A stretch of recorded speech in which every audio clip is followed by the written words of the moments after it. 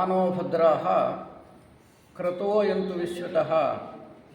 Let noble thoughts come to us from everywhere. ನಮಗೆ ಎಲ್ಲ ಕಡೆಯಿಂದಲೂ ಪವಿತ್ರವಾದ ಆಲೋಚನೆಗಳು ಬರಲಿ. ನಾನು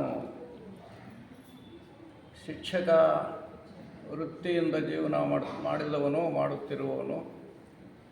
ಮತ್ತು ನನಗೆ ಬಹಳ ಹತ್ತಿರ ಸಂಬಂಧಿಗಳು ಅಂದರೆ ವಿದ್ಯಾರ್ಥಿಗಳು ಮತ್ತು ಶಿಕ್ಷಕರು. ವಿದ್ಯಾದಿ ದೇವತೆ ಆದ ಶಾರದಾ ಮಾತೆಯನ್ನು ಸ್ತುತಿಸಿ ನನ್ನ ಮಾತುಗಳನ್ನು ಪ್ರಾರಂಭ ಮಾಡ್ತೀನಿ. ಯಾ ಕುಂದೇಂದು ತುಷಾರಹಾರ ಧವಲ, ಯಾ ಶುಭ್ರವಸ್ತ್ರಾವೃತ, ಯಾ ವೀಣಾವರದಂಡ ಮಂಡಿತಕರ, ಯಾ ಶ್ವೇತ ಪದ್ಮಾಸನ, ಯಾ ಬ್ರಹ್ಮಾಚ್ಯುತ ಶಂಕರ ಪ್ರಭೃತಿಭಿರ್ದೇವೈಃ ಸದಾ ಪೂಜಿತ, ಸಾ ಮಾಂ ಪಾತು ಸರಸ್ವತೀ ಭಗವತಿ ನಿಶೇಷ ಜಾಡ್ಯಾಪಕ. ವಾರಿಜಾಸನೆ ಸಕಲ ಶಾಸ್ತ್ರ ವಿಚಾರದೋದ್ಭವೆ, ವಚನ ರಚನೋದ್ಧಾರೆ ಶ್ರುತಿ ಪೌರಾಣದಾಗಮ ಸಿದ್ಧಿದಾಯಕಿಯೇ, ಶೌರಿ ಸುರಪತಿ ಸೂರಿಗಳಿಗನುಪಮದ ಯುಕುತಿಯೇ, ಶಾರದೆಯ ನರ್ತಿಸುಗೆ, ಶಾರದೆಯ ನರ್ತಿಸುಗೆ ನಲಿದೊಲಿದೆನ್ನ ಜಿಹ್ವೆಯಲಿ. ಸೋದರ ಸೋದರಿಯರೇ ಮತ್ತು ಶಿಕ್ಷಕ ಸಹೋದರ ಸಹೋದರಿಯರೇ, ಮೇಲಾಗಿ ವಿದ್ಯಾರ್ಥಿ ವಿದ್ಯಾರ್ಥಿನಿಯರೇ, ಇವತ್ತಿನ ಕಾರ್ಯಕ್ರಮ ನಾವಿಲ್ಲಿ ಎರಡು ವಿಷಯಗಳ ಬಗ್ಗೆ ಮುಖ್ಯವಾಗಿ ತಿಳ್ಕೊಳ್ತಕ್ಕಂಥ ಒಂದು ವಿಶೇಷ ಕಾರ್ಯಕ್ರಮವನ್ನು ಇವತ್ತು ಸೇವಾ ವಿಭಾಗದಿಂದ ಹಮ್ಮಿಕೊಳ್ಳಲಾಗಿದೆ. ಎರಡು ವಿಷಯಗಳಂದರೆ, ಇವತ್ತಿನ ಸೇವಾ ವಿಭಾಗದ ಕಾರ್ಯಕ್ರಮವನ್ನು ಈ ಸೇವಾ ವಿಭಾಗದಲ್ಲಿ ಅತ್ಯಂತ ಪ್ರಾಮಾಣಿಕವಾಗಿ ಕಾರ್ಯತತ್ಪರತೆಯಲ್ಲಿ ವೃತ್ತಿಯನ್ನು ತೋರಿಸಿಕೊಟ್ಟಂಥ ಸೋದರ BS ವೆಂಕಟರಮಣ ಶೆಟ್ಟಿ ಅವರನ್ನು ಜ್ಞಾಪಿಸ್ಕೊಳ್ತಕ್ಕಂಥದ್ದು. ಫೋಟೋ ಇಲ್ಲ, ಅವ್ರ ಫೋಟೋ ಬಗ್ಗೆ ಪ್ರಯತ್ನ ಮಾಡೋದು ನಮಗೆ ಸಿಕ್ಕಲಿಲ್ಲ. ಅವರು ಇಲ್ಲಿನ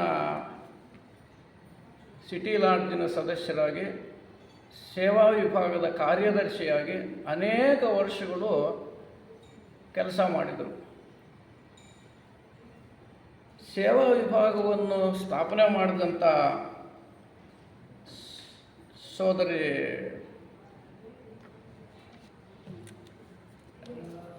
ಥಿಯೋಸಾಫಿಕಲ್ ಸೊಸೈಟಿಯ 2ನೇ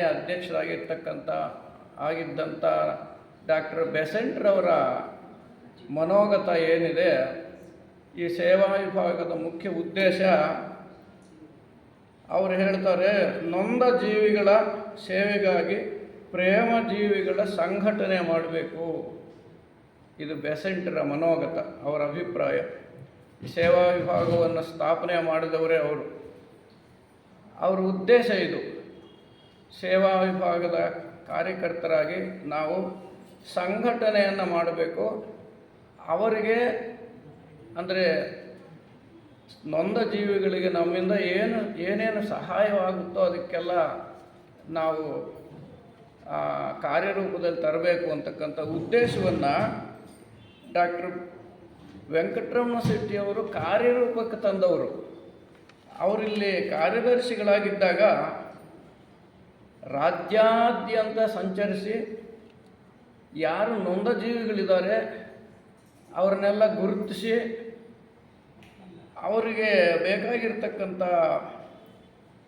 ಅವರ ವೈಫಲ್ಯಕ್ಕೆ, ಅಂದರೆ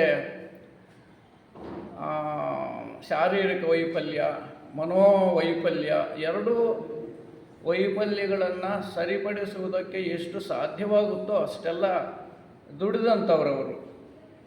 ಅನೇಕರಿಗೆ ವೈದ್ಯ ಚಿಕಿತ್ಸೆಯನ್ನು ಮಾಡಿಸಿದರು. ಮತ್ತು ಶಾರೀರಿಕ ದುರ್ಬಲರಿಗೆ 3 ಚಕ್ರದ ಸೈಕಲ್ಗಳನ್ನು ಕೊಡಿಸಿದರು. ಒಂದು ಸಲ ಇಲ್ಲಿ ರಾಜ್ಯಾದ್ಯಂತ ಅಂತಹ ಮಕ್ಕಳನ್ನು ಬೇರೆಯವರನ್ನೆಲ್ಲ ಕರೆಸಿಬಿಟ್ಟು ಒಂದು 10 ಟ್ರೈಸಿಕಲ್ಗಳನ್ನು ಕೊಡಿಸಿದರು. ನಾನು ಕೂಡ ಅವತ್ತು ಆ ಕಾರ್ಯಕ್ರಮದಲ್ಲಿ ಯಾರನ್ನ ಕರ್ಕೊಂಬಂದು ಕೊಡಿಸಿದೆ. ಹಾಗಾಗಿ ಅವರು ಬಡ ಹೆಣ್ಣು ಮಕ್ಕಳಿಗೆ ಹೊಲಿಗೆ ಯಂತ್ರಗಳನ್ನು ಕೊಡಿಸಿದರು.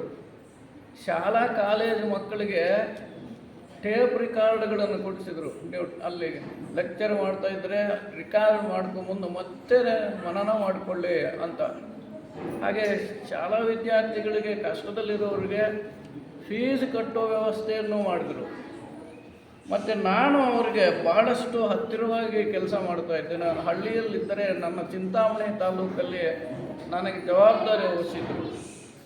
ಏನು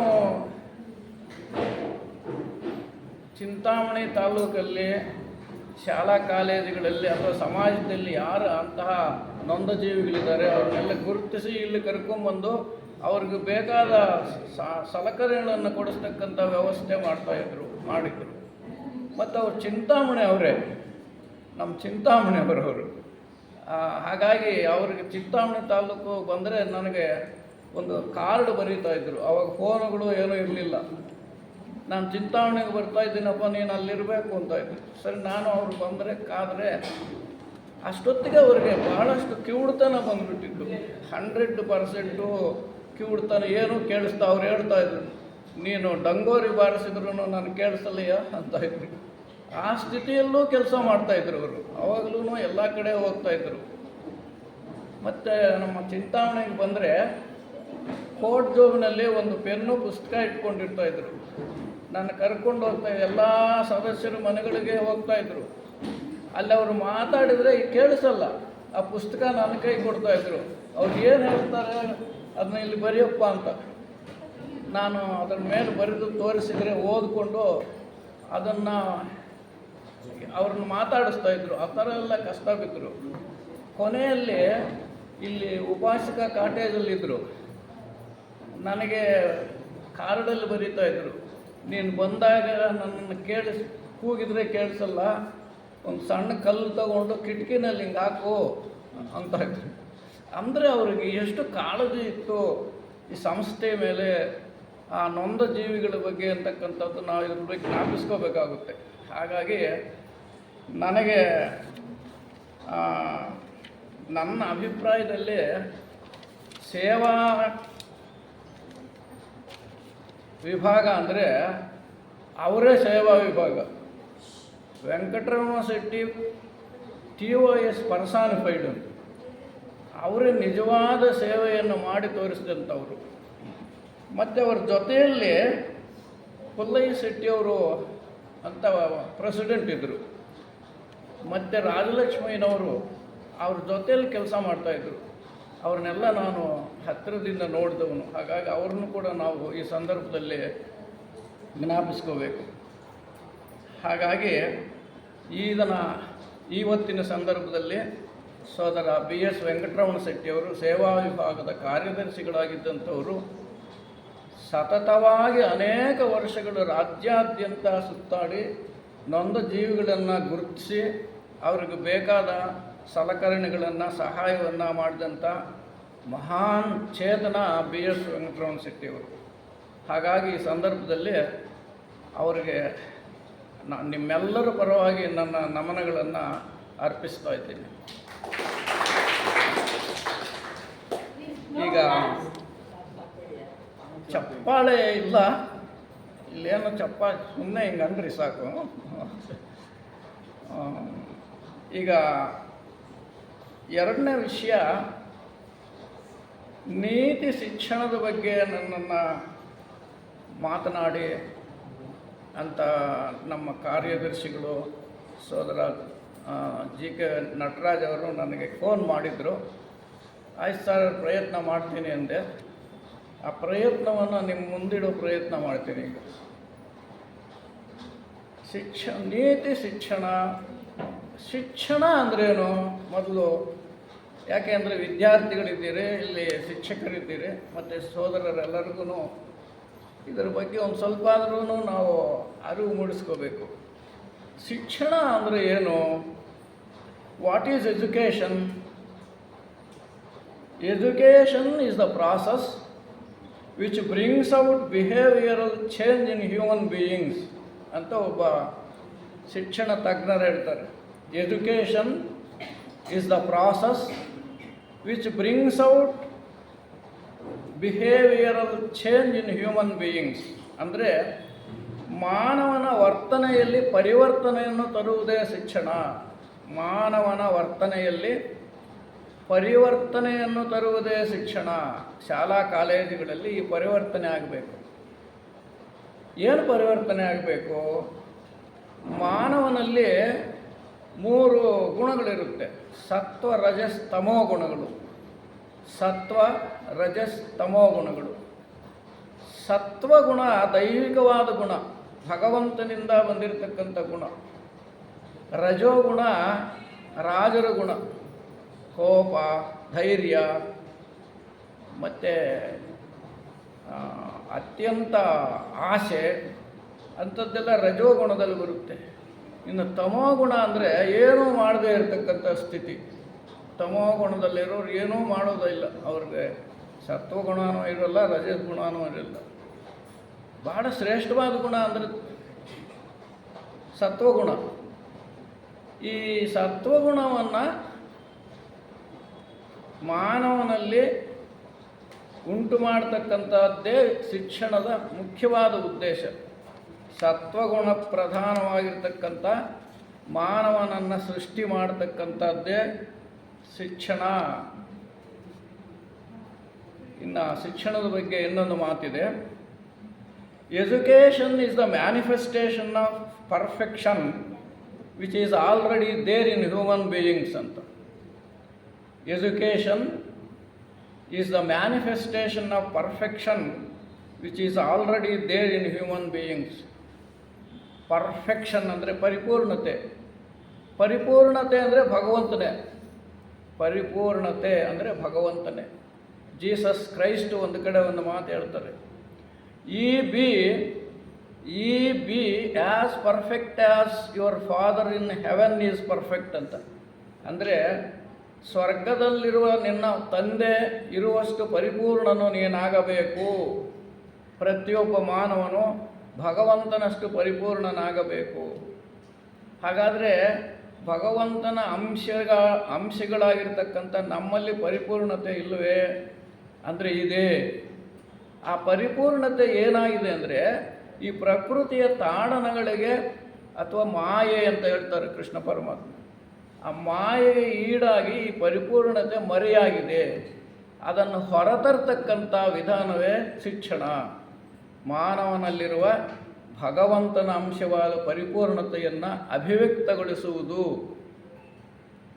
ಇದನ್ನು ಭಗವಂತನೇ ನಮ್ಮಲ್ಲಿರೋದ್ರಿಂದ, ಭಗವಂತನ ಅಂಶ ನಮ್ಮಲ್ಲಿರೋದ್ರಿಂದ ಭಗವಂತನ ಅತ್ಯಂತ ಶ್ರೇಷ್ಠ ಗುಣವಾದ ಪರಿಪೂರ್ಣತೆಯನ್ನು, ನಮ್ಮಲ್ಲಿರುವ ಪರಿಪೂರ್ಣತೆಯನ್ನು ಹೊರಗೆ ತರತಕ್ಕಂಥ ವಿಧಾನವೇ ಶಿಕ್ಷಣ. ಮಾನವನಲ್ಲಿರುವ ಪರಿಪೂರ್ಣತೆಯನ್ನು ಅಭಿವ್ಯಕ್ತಗೊಳಿಸುವುದೇ ಶಿಕ್ಷಣವಾಗಬೇಕು. ಇದು ನಮ್ಮಲ್ಲಿ ಬರಬೇಕು. ಶಿಕ್ಷಕರಿಗೆ ಗೊತ್ತಿರಬೇಕಿದು. ಎಲ್ಲ ಮಕ್ಕಳಲ್ಲಿ ಪರಿಪೂರ್ಣತೆಯ ಅಂಶ ಇದೆ, ಭಗವಂತನ ಅಂಶ ಇದೆ. ಆ ಭಗವಂತನ ಅಂಶವನ್ನು ಗುರುತು ಮಾಡಿಕೊಡಬೇಕು. ಪ್ರತಿ ವಿದ್ಯಾರ್ಥಿಯಲ್ಲಿಯೂ ಭಗವಂತನನ್ನು ಗುರುತಿಸಬೇಕು. ನಾನು ಹೋದ ಕಡೆ ಶಾಲಾ ಕಾಲೇಜುಗಳಿಗೆ ಈ ಮಾತು ಹೇಳ್ತಾ ಇರ್ತೀನಿ, ಮಕ್ಕಳೇ ದೇವರು. ಮಕ್ಕಳಲ್ಲಿ ದೇವರನ್ನು ಶಿಕ್ಷಕ ಕಂಡಾಗ ಆ ವಿದ್ಯಾಭ್ಯಾಸ ಪದ್ಧತಿಯೇ ಒಂದು ವಿಶೇಷವಾಗಿರುತ್ತೆ. ಇದು ಬಹಳ ಮುಖ್ಯ. ಮಕ್ಕಳಲ್ಲಿ ದೇವರನ್ನು ಕಾಣಬೇಕು. ಹಾಗಾದರೆ ಶಿಕ್ಷಿಸಬೇಡವೇ? ಅವರಿಗೆ ಶಿಕ್ಷೆ ಕೊಡದೇ ಇದ್ದರೆ ಅವ್ರಿಗೆ ಶಿಕ್ಷಣ ಬರುತ್ತಾ ಅಂದರೆ, ಆ ಶಿಕ್ಷೆ ಯಾವ ರೀತಿಯಲ್ಲಿ ಇರಬೇಕಂದ್ರೆ, ಕೃಷ್ಣನನ್ನು ಶಿಕ್ಷಿಸ್ತಿದ್ದಾರೆ ಗುರುಗಳು, ರಾಮನನ್ನು ಕೂಡ ಶಿಕ್ಷೆ ಕೊಟ್ಟಿದ್ದಾರೆ. ಅವರಿಗೆ ಲೌಕೇಶ್ವರಿಗೆ ಶಿಕ್ಷೆ ಕೊಟ್ಟಿದ್ದಾರೆ ಗುರುಕುಲಗಳಲ್ಲಿ. ಆ ಶಿಕ್ಷೆ ಹೇಗಿರಬೇಕು ಅಂದರೆ ಭಕ್ತಿ ಪೂರ್ವಕವಾಗಿರಬೇಕು, ಪ್ರೇಮಪೂರ್ವಕವಾಗಿರಬೇಕು. ಆ ದೃಷ್ಟಿಯಲ್ಲಿ ಮಕ್ಕಳನ್ನು ನಾವು ಶಿಕ್ಷಿಸಬೇಕೇ ಹೊರತು ದ್ವೇಷದಿಂದ ಶಿಕ್ಷಿಸೋದಲ್ಲ. ಇದು ಬಹಳ ಮುಖ್ಯ. ಹಾಗಾಗಿ ಈ ಪರಿಪೂರ್ಣತೆಯನ್ನು ಪ್ರತಿ ಜೀವಿಯಲ್ಲಿಯೂ ಕಂಡು ಮುಖ್ಯವಾಗಿ ವಿದ್ಯಾರ್ಥಿಗಳಲ್ಲಿ ಶಿಕ್ಷಕ ಗುರುತಿಸಿ ಅದನ್ನು ಅಭಿವ್ಯಕ್ತಗೊಳಿಸ್ತಕ್ಕಂಥ, ನೋಡಪ್ಪ ನಿನ್ನಲ್ಲಿ ಭಗವಂತನ ಅಂಶ ಇದೆ, ನೀನು ಭಗವಂತನಾಗ್ತೀಯ, ಮುಂದೆ ಭಗವಂತನಲ್ಲಿ ಸೇರ್ತೀಯ, ಈ ಮನೋಭಾವವನ್ನು ಹುಟ್ಟು ಹಾಕ್ತಕ್ಕಂಥದ್ದೇ ಶಿಕ್ಷಣ ಪದ್ಧತಿ ಆಗಬೇಕು. ಅದಕ್ಕೆ ಶಿಕ್ಷಕ ಹೇಗಿರಬೇಕು ಬಹಳ ಮುಖ್ಯವಾದ ವಿಷಯ. A teacher is A guide, A teacher is A guide, A friend and A philosopher. ಒಬ್ಬ ಶಿಕ್ಷಕನು ಮಾರ್ಗದರ್ಶಿಯಾಗಿರಬೇಕು. ಶಿಕ್ಷಕನು ಮಾರ್ಗದರ್ಶಿಯಾಗಿರಬೇಕು ಎಲ್ಲ ವಿದ್ಯಾರ್ಥಿಗಳಿಗೆ, ವಿದ್ಯಾರ್ಥಿನಿಯರಿಗೆ. ಅಷ್ಟೇ ಅಲ್ಲದೆ ಸಮಾಜಕ್ಕೆ ಶಿಕ್ಷಕ ಮಾರ್ಗದರ್ಶಿಯಾಗಿರಬೇಕು. ನಮ್ಮ ಜೀವನ ಪರಿಪೂರ್ಣವಾಗಿರಬೇಕು, ಪರಿಪಕ್ವವಾಗಿರಬೇಕು, ಪವಿತ್ರವಾಗಿರಬೇಕು.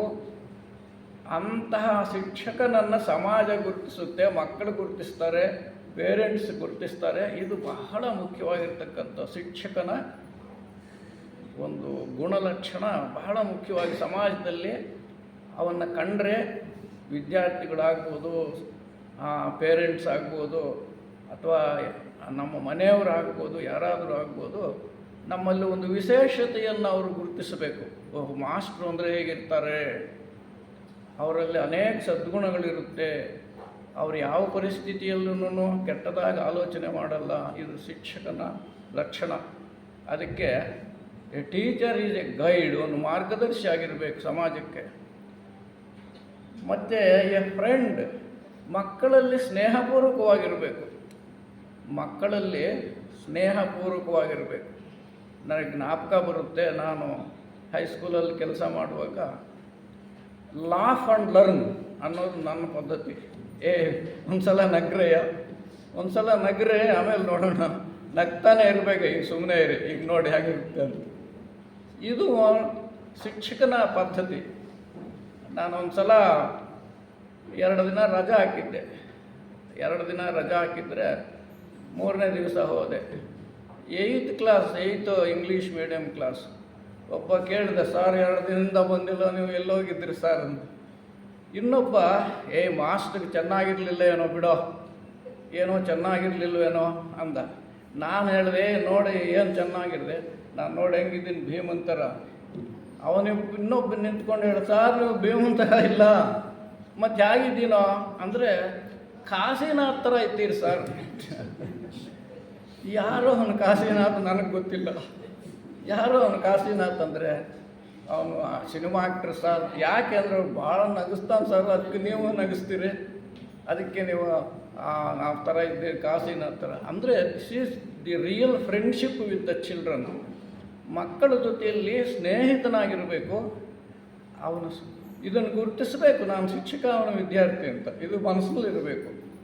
ಅವರಿಗೆ ಉತ್ತಮವಾದ ಶಿಕ್ಷಣವನ್ನು ಕೊಡ್ತಕ್ಕಂಥದ್ದೇ ನನ್ನ ಧರ್ಮ. ಇದನ್ನು ಕಾಪಾಡ್ಕೋಬೇಕು ಶಿಕ್ಷಕ.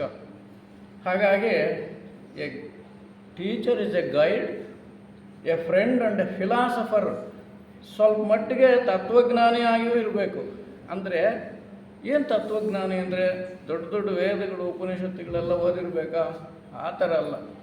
ಸಾಮಾನ್ಯ ಜ್ಞಾನ ಇರಬೇಕು. ಒಂದು ಆತ್ಮ ಚೈತನ್ಯ ಅನ್ನೋದು ನಮ್ಮಲ್ಲಿದೆ, ನನ್ನಲ್ಲಿದೆ, ವಿದ್ಯಾರ್ಥಿಯಲ್ಲಿದೆ. ನನಗೂ ಅದಕ್ಕೂ ವ್ಯತ್ಯಾಸ ಇಲ್ಲ. ಇಬ್ಬರಲ್ಲಿಯೂ ಆತ್ಮ ಚೈತನ್ಯ ಇದೆ. ಅದಕ್ಕೋಸ್ಕರ ನಾವಿಬ್ಬರೂ ಸಮಾನರೇ. ಶಂಕರಾಚಾರ್ಯರು ಹೇಳ್ತಾರೆ ಕಠೋಪನಿಷತ್ತಿನ ಪ್ರಾರಂಭದಲ್ಲಿ, ನಾನು ಗುರುವಾದ ಯಮನನ್ನು, ಶಿಷ್ಯನಾದ ನಚಿಕೇತನನ್ನು ಧ್ಯಾನಿಸಿ ನನ್ನ ನನ್ನ ಭಾಷ್ಯವನ್ನು ಪ್ರಾರಂಭ ಮಾಡ್ತೀನಿ ಅಂತೀವಿ. ಇಬ್ಬರೂ ಸಮಾನರು. ಕಲಿಕೆಗೆ ಇಬ್ಬರು ಅಧಿಕಾರಿಗಳು. ಜ್ಞಾನಕ್ಕೆ ಶಿಕ್ಷಕನೂ ವಿದ್ಯಾರ್ಥಿ ಇಬ್ಬರೂ ಅಧಿಕಾರಿಗಳೇ. ಶಂಕರಾಚಾರ್ಯರು ಚೆನ್ನಾಗಿ ಜ್ಞಾಪಿಸ್ತಾರೆ ಕಠೋಪನಿಷತ್ತಲ್ಲಿ. ಹಾಗಾಗಿ ನಾವಿಬ್ಬರೂ ಜ್ಞಾನಾರ್ಜನೆಗೆ ಅಧಿಕಾರಿಗಳೇ. ನಾನು ಸ್ವಲ್ಪ ಮುಂದಿದ್ದೀನಿ, ನನ್ನ ವಿದ್ಯಾರ್ಥಿ ಹಿಂದೆ ಬರ್ತಾ ಇದ್ದಾನೆ. ಇಬ್ಬರು ಜೊತೆಯಲ್ಲೇ ಹೋಗೋರು ಜ್ಞಾನಾರ್ಜನೆಗೋಸ್ಕರ. ಹಾಗಾಗಿ ಇದನ್ನು ಶಿಕ್ಷಕ ಗುರುತಿಸಬೇಕು. ಮತ್ತು ಇನ್ನೊಂದು ಜೊತೆ ಸೇರಿಸ್ಕೋಬೇಕು ನಾವು.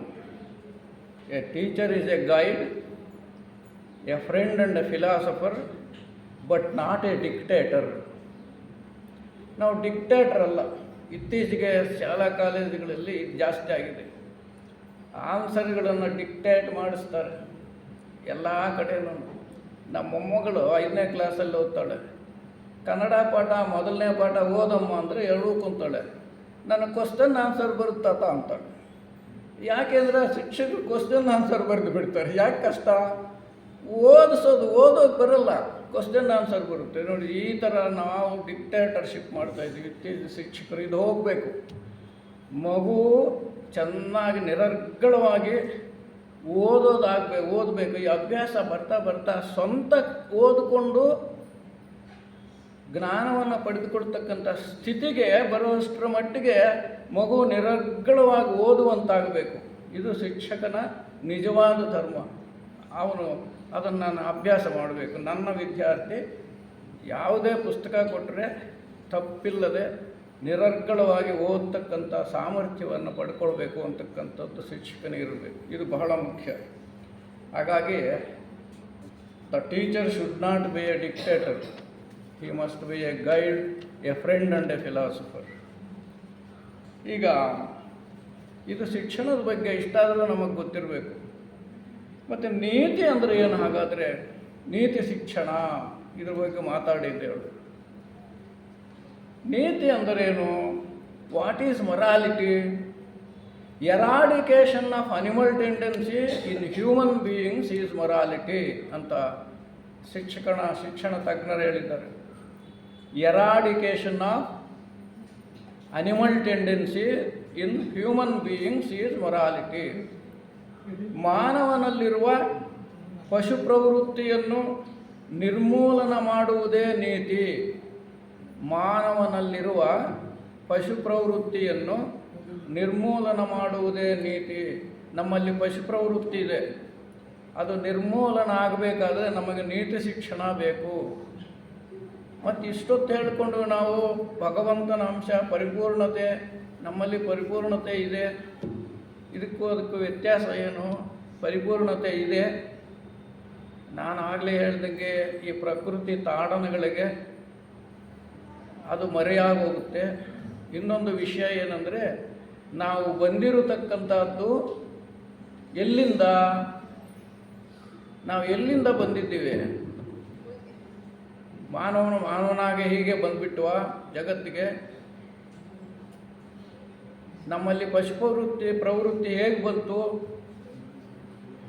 Does science answer this question? ನಮಗೇನಾದರೂ ವಿಜ್ಞಾನ ಆನ್ಸರ್ ಮಾಡುತ್ತಾ ಇದಕ್ಕೆ? ನಾವು ನಮ್ಮಲ್ಲಿ ಪಶು ಪ್ರವೃತ್ತಿ ಇದೆ ಅನ್ನೋದಕ್ಕೆ ವಿಜ್ಞಾನ ಏನಾದರೂ ನಮಗೆ ಉತ್ತರ ಕೊಡುತ್ತಾ? ಡಾರ್ವಿನ್ಸ್ ಥಿಯರಿ ಆಫ್ ಎವಲ್ಯೂಷನ್ ನೀವೆಲ್ಲ ಓದಿರ್ಬೋದು, ಶಿಕ್ಷಕರು ವಿದ್ಯಾರ್ಥಿಗಳು. ಡಾರ್ವಿನ್ ಅನ್ನೋನು ಜೀವ ವಿಕಾಸವನ್ನು ಹೇಳ್ತಾನೆ. ಜೀವಿಗಳು ಮೊದಲು ಪ್ರಾರಂಭದಲ್ಲಿ ಎಲ್ಲಿಂದ ಇದು ಈ ಚೈತನ್ಯ ಪ್ರಾರಂಭ ಆಗುತ್ತೆ ಅಂದರೆ, ಜೀವಿಗಳು ಬರುತ್ತೆ ಅಂದರೆ ನೀರಿನಿಂದ ಬರುತ್ತೆ. ಮೊದಲು ನೀರಿನಲ್ಲಿ ಅಮೀಬಾ, ಪ್ಯಾರಾಮೀಷಿಯಾ ವಿಜ್ಞಾನದಲ್ಲಿ ಬರುತ್ತೆ. ಅಂದರೆ ಸಿಂಗಲ್ ಸೆಲ್ಡ್ ಅನಿಮಲ್ಸ್, ಏಕಾಣು ಜೀವಿಗಳು. ಅಲ್ಲಿಂದ ಜೀವನ ಪ್ರಾರಂಭ ಆಗುತ್ತೆ, ಏಕಾಣು ಜೀವಿಗಳು. ಆಮೇಲೆ ಬಹುಕೋಶ ಜೀವಿಗಳು. ಅದರ ನಂತರ ಬರ್ತಕ್ಕಂಥದ್ದು ಅಕಶೇರುಕಗಳು, ಬೆನ್ನು ಇಲ್ಲದೇ ಇರತಕ್ಕಂಥ ಪ್ರಾಣಿಗಳು, ಅಂದರೆ ಇನ್ವರ್ಟಿಬ್ರೇಟ್ಸ್. ಆಮೇಲೆ ಕಶೇರುಕಗಳು, ವರ್ಟಿಬ್ರೇಟ್ಸ್, ಬೆನ್ನು ಮೂಳೆ ಇರ್ತಕ್ಕಂಥ ಪ್ರಾಣಿಗಳು. ಅದಾದಮೇಲೆ ಸಸ್ತನಿಗಳು, ಮಕ್ಕಳಿಗೆ ಹಾಲು ಕೊಡ್ತಕ್ಕಂಥ ಪ್ರಾಣಿಗಳು. ಮಾನವನು ಕೂಡ ಸಸ್ತನಿನೇ. ಹೀಗೆ ನಾವು ಎಲ್ಲಿಂದ ಬಂದಿದ್ದೀವಿ ಅಂದರೆ ಆ ಪ್ರಾಣಿಗಳಿಂದ ನಾವು ಇಲ್ಲಿ ಸ್ಥಿತಿಗೆ ಬಂದಿದ್ದೀವಿ. ನೀವೆಲ್ಲ ಓದಿದ್ದೀರಿ. ಏನು? ಕೋತಿ, ಚಿಂಪಾಂಜಿ, ಗೊರಿಲ್ಲ, ಇವೆಲ್ಲನೂ ಏಪ್ಸ್ ಅಂತೀವಿ. ಅಂದರೆ ಬಾಲವಿಲ್ಲದ ಕೋತಿಗಳು. ಬಾಲ ಇರೋ ಕೋತಿಯಿಂದ ಬಾಲವಿಲ್ಲದ ಕೋತಿಗಳವರ ವಿಕಾಸ ಬೆಳ್ಕೊಂಬಂದ ಮೇಲೆ ನೀವು ಚಿಂಪಾಂಜಿನ ನೋಡಿರ್ತೀರಿ. ಅದಕ್ಕೆ ಸ್ವಲ್ಪ ಹತ್ತಿರ ಮಾನವನ ಲಕ್ಷಣಗಳೆಲ್ಲ ಇರುತ್ತೆ. ನಾವು ಝೂಗೆ ಹೋದರೆ ಅದಕ್ಕೆ ಕೇಳುತ್ತೆ, ಏನಾದ್ರು ಕೊಡ್ರಿ ನನಗೆ ಅಂತ, ಹಿಂಗೆ ಅನ್ನೋದು. ಹಿಂಗೆ ನೀರು ಬಾಟ್ಲು ಕೊಟ್ಟರೆ ಕುಡಿಯುತ್ತೆ. ಅಂದರೆ ನಮಗೆ ಭಾಳ ಹತ್ತಿರ ಅದು. ಹೀಗಾಗಿ ನಾವು ವಿಕಾಸ ಮಾರ್ಗದಲ್ಲಿ ಪ್ರಾಣಿಗಳಿಂದ ಬಂದಿರೋದರಿಂದ ನಮ್ಮಲ್ಲಿ ಪ್ರಾಣಿ ಲಕ್ಷಣಗಳಿವೆ. ಪಶು ಪ್ರವೃತ್ತಿ ನಮ್ಮಲ್ಲಿದೆ. ನಾವು ಬಂದಿರೋದೇ ಪಶುಗಳಿಂದ. ಈ ಪಶುವಿನ ಲಕ್ಷಣಗಳು ಏನು ಅಂತಂದರೆ ಸ್ವಾರ್ಥ, ಕ್ರೌರ್ಯ ಅದೆಲ್ಲ ಇದೆ. ಯಾಕಿದೆ ಅಂದರೆ ನಮ್ಮಲ್ಲಿ ಪಶುಗಳಿಂದ ಬಂದಿರೋರು ನಾವು. ಈ ಪಶು ಪ್ರವೃತ್ತಿಯನ್ನು ಹೋಗಲಾಡಿಸಬೇಕಾದ್ರೆ ನಮಗೆ ಉತ್ತಮ ಶಿಕ್ಷಣ ಬೇಕು. ನಾವು ಮಕ್ಕಳಿಗೆ ಉತ್ತಮ ಶಿಕ್ಷಣವನ್ನು ಕೊಡಬೇಕು. ಆಧುನಿಕ ಮಾನವನ ಸ್ಥಿತಿಗೆ ನಮ್ಮ ಶರೀರ ಬೆಳೆದಿದ್ದರೂ ಕೂಡ ನಮ್ಮ ಮನಸ್ಥಿತಿ, ನಮ್ಮ ಬುದ್ಧಿ, ನಮ್ಮ ಪ್ರಜ್ಞೆ ಇನ್ನೂ ಪ್ರಾಣಿ ಪ್ರಜ್ಞೆಯಿಂದ ಪೂರ್ತಿ ಹೊರಬಂದಿಲ್ಲ. ಪ್ರಾಣಿ ಲಕ್ಷಣಗಳು ನಮ್ಮಲ್ಲಿವೆ. ಆ ಪ್ರಾಣಿ ಲಕ್ಷಣಗಳನ್ನು ನಿರ್ಮೂಲನೆ ಮಾಡಬೇಕಾದ್ರೆ ನಮಗೆ ನೀತಿ ಶಿಕ್ಷಣ ಬೇಕು. ಹಾಗಾಗಿ ಮಾನವನನ್ನು ಪರಿಪೂರ್ಣತೆಯ ಕಡೆಗೆ ಕರೆದುಕೊಂಡು ಹೋಗುವುದೇ ನೀತಿ ಶಿಕ್ಷಣ. ಈ ನೀತಿ ಶಿಕ್ಷಣ ಹೇಗೆ ಪ್ರಾರಂಭವಾಯಿತು, ಎಲ್ಲಿಂದ ಪ್ರಾರಂಭ ಆಗುತ್ತೆ ಅಂದರೆ ನಾವು ಗುರುಕುಲಗಳಲ್ಲಿ ನೋಡ್ತೀವಿ ಇದನ್ನು. ಗುರುಕುಲಗಳಲ್ಲಿ ನೀತಿ ಶಿಕ್ಷಣವನ್ನು ಪ್ರಾರಂಭಿಸಿದ್ದೇ ಅಲ್ಲಿಂದ. ಅಲ್ಲಿ ಬೋಧನಾ ವಿಧಾನ ಗುರುಗಳು ಶಿಷ್ಯರು. ಈ ಥರದ್ದು ಕಟ್ಟಡಗಳು ಅವೆಲ್ಲ ಏನೂ ಇಲ್ಲ. ಆ ಕಾಡಿನಲ್ಲಿ ಆಶ್ರಮಗಳಲ್ಲಿ ಒಂದು ಮರದ ಕೆಳಗೆ ಕೂತ್ಕೊಂಡು ಗುರುಗಳು ಬೋಧಿಸ್ತಾ ಇದ್ದರು. ಏನು ಬೋಧಿಸ್ತಾ ಇದ್ದರು? ನಮ್ಮ ವೇದಗಳನ್ನು, ಉಪನಿಷತ್ತುಗಳನ್ನು, ಭಗವದ್ಗೀತೆಯನ್ನು ಮಕ್ಕಳಿಗೆ ಹೇಳ್ಕೊಡ್ತಾಯಿದ್ರು. ಆ ವಿಧಾನ ಹೇಗೆ ಅಂದರೆ ಈಗಿನ ಥರ ಬೋರ್ಡ್ ಮೇಲೆ ಆನ್ಸರ್ಗಳು ಬರೆದು ಬಿಟ್ಟು ಗಟ್ಟು ಮಾಡ್ರಪ್ಪ ಆ ಥರ ಅಲ್ಲ. ಆವಾಗಿದ್ದ ಪದ್ಧತಿ ಎರಡು ರೀತಿ. ಶ್ರುತಿ ಅಂದರೆ ಗುರು ಹೇಳ್ತಾ ಇದ್ರು, ವೇದ ಉಪನಿಷತ್ತು ಶ್ಲೋಕಗಳು ಅದರ ಅರ್ಥ ಎಲ್ಲ ಹೇಳ್ತಾ ಇದ್ರು ಕೂತ್ಕೊಂಡು. ಮಕ್ಕಳು ಕೇಳಬೇಕು, ಎಲ್ಲ ಕೇಳಿಸ್ಕೊಳ್ಳಿ. ಗುರುಗಳು ಹೇಳ್ತಾ ಇರಬೇಕಾದ್ರೆ ಮಕ್ಕಳು ಕೇಳಿಸ್ಕೋಬೇಕು. ಅದು ಶ್ರುತಿ. ಆ ಕೇಳಿಸ್ಕೊಂಡಿದ್ದನ್ನು ಸ್ಮೃತಿ ಮನನ ಮಾಡಬೇಕು. ಚೆನ್ನಾಗಿ ಮನನ ಮಾಡಬೇಕು. ಅವನಿಗೆ ಬೇರೆ ಕೆಲಸ ಇಲ್ಲ, ಅವನಿಗೆ ಎರಡೇ ಕೆಲಸ: ಕೇಳಿಸ್ಕೊಳ್ಳುವುದು, ಜ್ಞಾಪಿಸ್ಕೊಳ್ಳುವುದು, ಮನನ ಮಾಡುವುದು. ಚರ್ವಿಣ ಅಂತೀವಿ. ಏನು ಕೇಳಿಸ್ಕೊತಾನೋ ಅವನು ಮನನ ಮಾಡಿ. ಹೀಗೆ 12 ವರ್ಷ ಗುರುಕುಲದಲ್ಲಿ ವಾಸ ಮಾಡಬೇಕಾಗಿತ್ತು. ಆವಾಗ ಅದನ್ನು ಕೇಳಿ ಪುರಾಣಗಳು, ರಾಮಾಯಣ, ಮಹಾಭಾರತ, ಭಾಗವತ ಅವನ್ನೆಲ್ಲ ಕೇಳಿದಾಗ ಮಕ್ಕಳಿಗೆ ನಿಜವಾದ ನೀತಿಯ ಶಿಕ್ಷಣದ ಬೋಧೆ ಆಗ್ತಾಯಿತ್ತು. ಮುಖ್ಯವಾಗಿ ಗುರುಕುಲಗಳಲ್ಲಿ ಬೋಧಿಸ್ತಕ್ಕಂಥದ್ದು ಉಪನಿಷತ್ತುಗಳ ಮೂಲಕ, ವೇದಗಳ ಮೂಲಕ, ಭಗವದ್ಗೀತೆ, ಭಾಗವತದ ಮೂಲಕ ಏನಪ್ಪ ಬೋಧಿಸ್ತಾ ಇದ್ರು ಅಂದರೆ 4 ಪುರುಷಾರ್ಥಗಳನ್ನು ಸಾಧನೆ ಮಾಡಬೇಕು ಮಾನವನು. 4 ಪುರುಷಾರ್ಥಗಳನ್ನು ಸಾಧನೆ ಮಾಡಬೇಕು.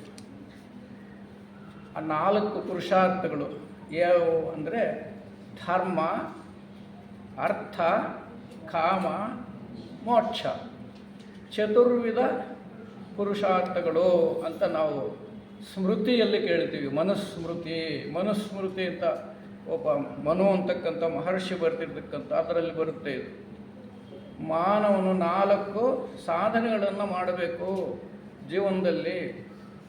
ಅವು ಧರ್ಮ, ಅರ್ಥ, ಕಾಮ, ಮೋಕ್ಷ. ಪ್ರಹ್ಲಾದನು ಗುರುಕುಲದಿಂದ ಬಂದ ಮೇಲೆ ಹಿರಣ್ಯಕಶ್ಯಪ ಕೇಳ್ತಾನೆ, ಏನಪ್ಪ ಏನು ಓದಿಸಿದರು ನಿಮ್ಮ ಗುರುಗಳು? ನೀನು ಏನು ಓದ್ಕೊಂಬಂದೆ 12 ವರ್ಷದಿಂದ ಅಂತ. ಆವಾಗ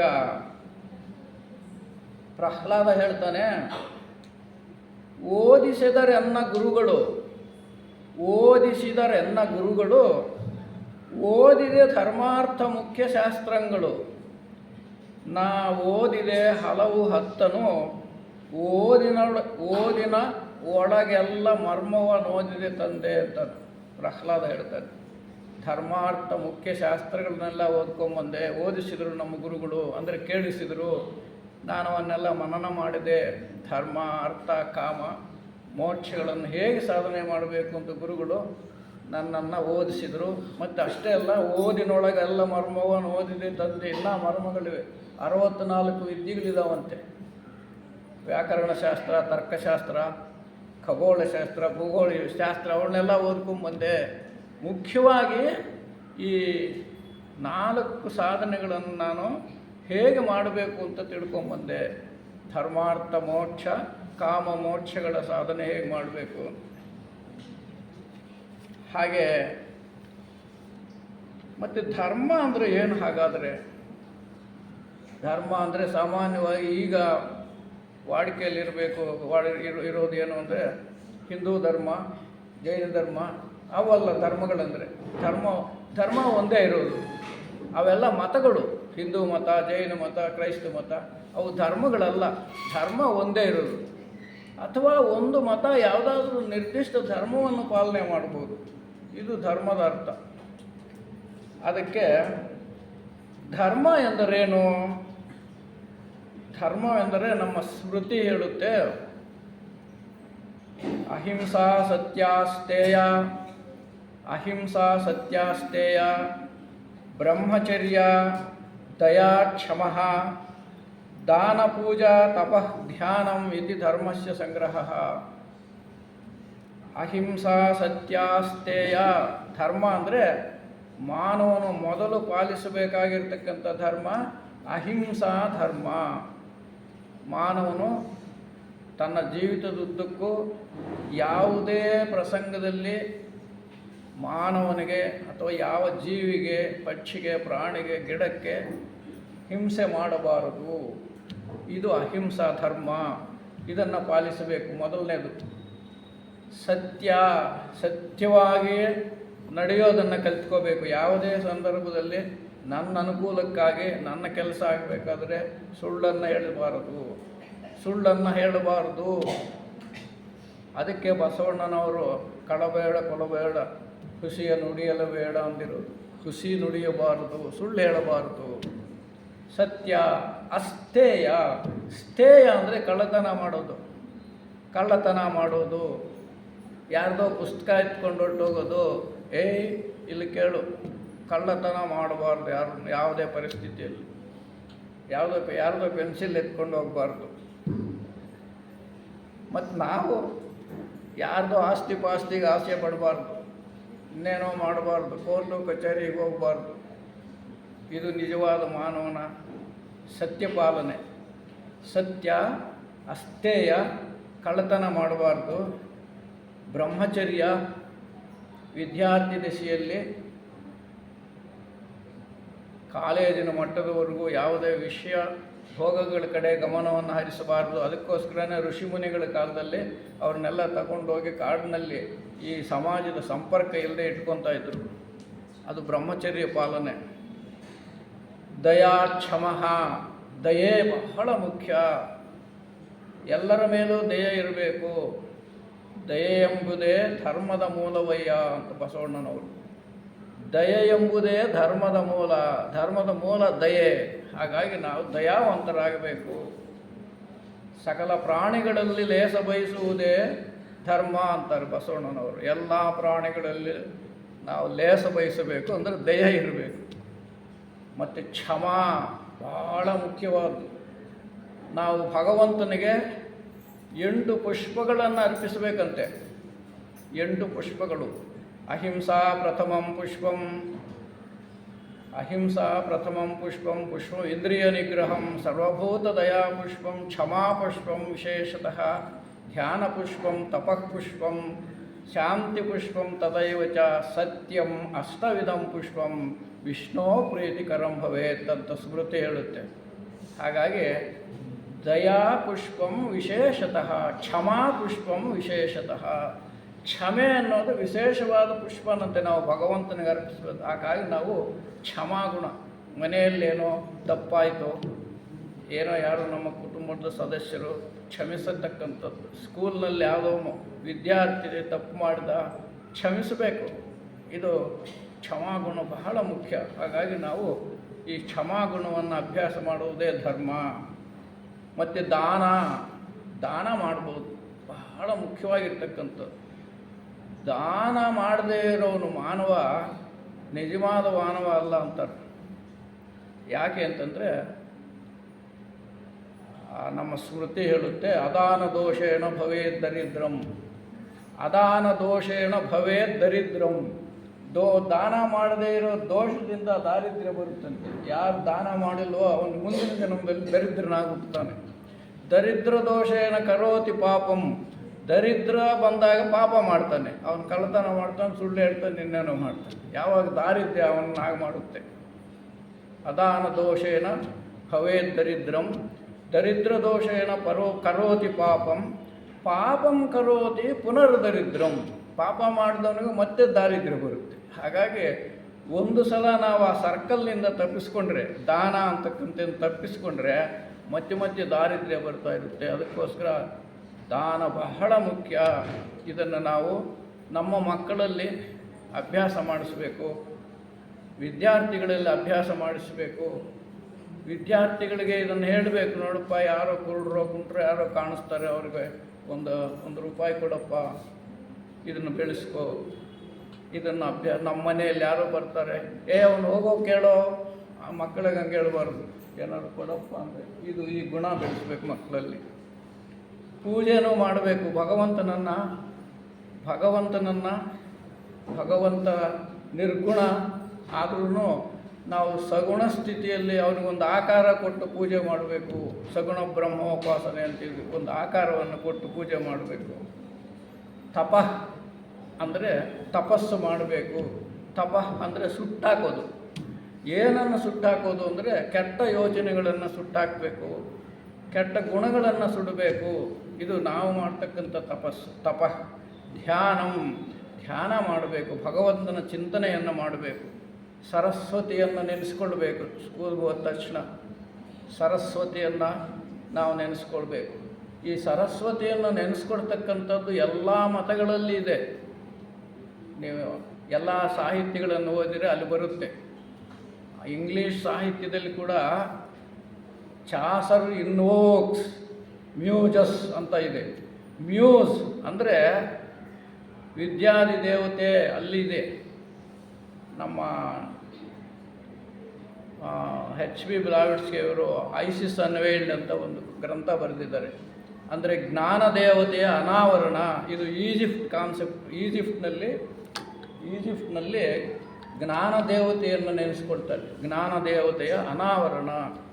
ಹೀಗೆ ನಾವು ಭಗವಂತನ ಪ್ರಕೃತಿಯ ಶಕ್ತಿಗಳ ಜ್ಞಾನ ದೇವತೆಯನ್ನು ನಾವು ಧ್ಯಾನ ಮಾಡಬೇಕು. ಇದೆಲ್ಲ ಸೇರಿ ಧರ್ಮಸ್ಯ ಸಂಗ್ರಹ. ಹಾಗಾಗಿ ನಾವು ಈ ಧರ್ಮವನ್ನು ಹಲವು ಗುಣಗಳನ್ನು ಬೆಳೆಸ್ಕೊಳ್ಳೋದ್ರಿಂದ ಈ ಧರ್ಮಗುಣವನ್ನು ಬೆಳೆಸ್ಕೋಬೇಕು.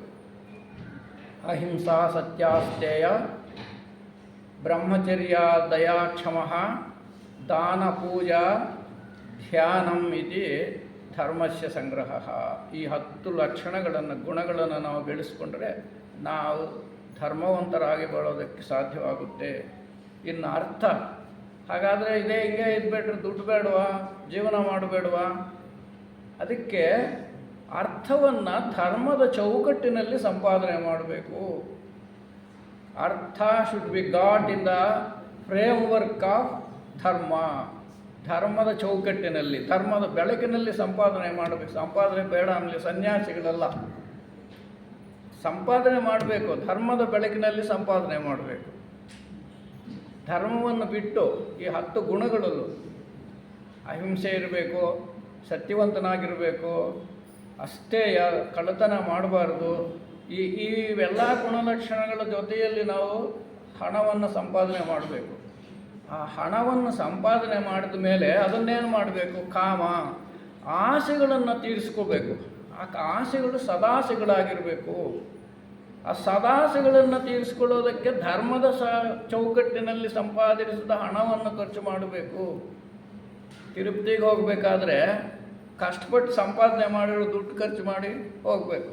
ಪಕ್ಕದಲ್ಲಿ ಯಾರಿಗೋ ಮೋಸ ಮಾಡಿ ಇಟ್ಕೊಂಡು ಹೋಗಿ ಅವನ ಹುಂಡಿಯಲ್ಲಿ ಹಾಕೋದ್ರಿಂದ ಏನು ಪುಣ್ಯ ಬರಲ್ಲ. ಇದು ಬಹಳ ಮುಖ್ಯ. ಇದೆಲ್ಲ ಮಕ್ಕಳಿಗೆ ಹೇಳಬೇಕು ನಾವು. ಬಹಳ ನಮ್ಮ ಮನೆಯಲ್ಲಾಗ್ಬೋದು, ಸ್ಕೂಲ್ನಲ್ಲಾಗ್ಬೋದು. ಇದು ಬಹಳ ಮುಖ್ಯ. ಹಾಗಾಗಿ ಧರ್ಮದ ಬೆಳಕಿನಲ್ಲಿ, ಧರ್ಮದ ಚೌಕಟ್ಟಿನಲ್ಲಿ ಹಣವನ್ನು ಗಳಿಸಬೇಕು. ಆ ಹಣವನ್ನು ನಮ್ಮ ಸದುದ್ದೇಶಗಳಿಗೆ, ಸದಾಲೋಚನೆಗಳಿಗೆ, ಸತ್ ಕೆಲಸಗಳಿಗೆ ವ್ಯಯ ಮಾಡಬೇಕು. ಧರ್ಮ, ಅರ್ಥ, ಕಾಮ ಹೀಗೆ ಮಾಡಿದಾಗ ಮೋಕ್ಷವು ಅದರ ಹಿಂದೆಯೇ ಬರುತ್ತೆ. ಮೋಕ್ಷಕ್ಕೆ ಹೊಸದಾಗಿ ಯಾವುದು ಪ್ರಯತ್ನ ಮಾಡಬೇಕಾಗಿಲ್ಲ. ಧರ್ಮಾರ್ಥ ಕಾಮಗಳನ್ನು ಸುಸೂತ್ರವಾಗಿ ಜೀವನದಲ್ಲಿ ನಡೆಸ್ಕೊಂಡು ಹೋದರೆ ಮೋಕ್ಷವು ತಾನೇ ತಾನಾಗಿ ಬರುತ್ತೆ. ಇದು ನಿಜವಾದ ನೀತಿ ಶಿಕ್ಷಣ. ನಾವು ಮನೆಗಳಲ್ಲಿ ಮಕ್ಕಳಿಗೆ, ಶಾಲಾ ಕಾಲೇಜುಗಳಲ್ಲಿ ವಿದ್ಯಾರ್ಥಿಗಳಿಗೆ ಕೊಡಬೇಕಾಗಿರ್ತಕ್ಕಂಥ ನೀತಿ ಶಿಕ್ಷಣ ಇದು ಬಹಳ ಪವಿತ್ರವಾದ್ದು, ಶ್ರೇಷ್ಠವಾದ್ದು, ಶಿಕ್ಷಕನಿಗೆ ಧರ್ಮವಾದ್ದು, ಕರ್ತವ್ಯ. ಧರ್ಮ ಅಂದರೆ ಕರ್ತವ್ಯನೂ ಹೌದು. ಶಿಕ್ಷಕನು ಈ ವಿಷಯಗಳ ಬಗ್ಗೆ ತನ್ನ ಕರ್ತವ್ಯವನ್ನು ನಿರ್ವಹಿಸಬೇಕು. ಇದು ಬಹಳ ಮುಖ್ಯ. ಹಾಗಾಗಿ ನಮ್ಮ ಶಿಕ್ಷಕರು ಮತ್ತು ಪಾಲಕರು ಎಲ್ಲರೂ ಈ ಧರ್ಮದ ಆಧಾರದ ಮೇಲೆ, ನೀತಿಯ ಆಧಾರದ ಮೇಲೆ ಜೀವನ ಮಾಡಬೇಕು ಅಂತ ಈ ಸಂದರ್ಭದಲ್ಲಿ ಹೇಳ್ತಾ, ನನಗೆ ಈ ಅವಕಾಶವನ್ನು ಒದಗಿಸಿಕೊಟ್ಟಂಥ ನಮ್ಮ ಸೇವಾ ವಿಭಾಗದ ಕಾರ್ಯದರ್ಶಿಗಳಿಗೆ, ಅಧ್ಯಕ್ಷರಿಗೆ ಮತ್ತು ಇಲ್ಲಿ ನೆರೆದಿರ್ತಕ್ಕಂಥ ಎಲ್ಲ ಸಹೋದರ ಸಹೋದರಿಗೆ, ವಿದ್ಯಾರ್ಥಿಗಳಿಗೆ ನನ್ನ ನಮನಗಳನ್ನು ತಿಳಿಸ್ತಾ ನನ್ನ ಮಾತುಗಳನ್ನು ಮುಗಿಸ್ತೇನೆ. ಓಂ ಶಾಂತಿ.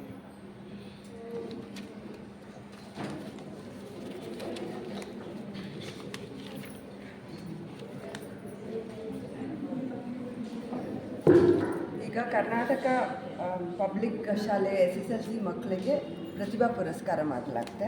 ಒಬ್ಬೊಬ್ಬರು ಹೆಸರೇ ಕರಿತೀನಿ, ಅವರೆಲ್ಲ ಬಂದು ಇಸ್ಕೋಬೇಕು.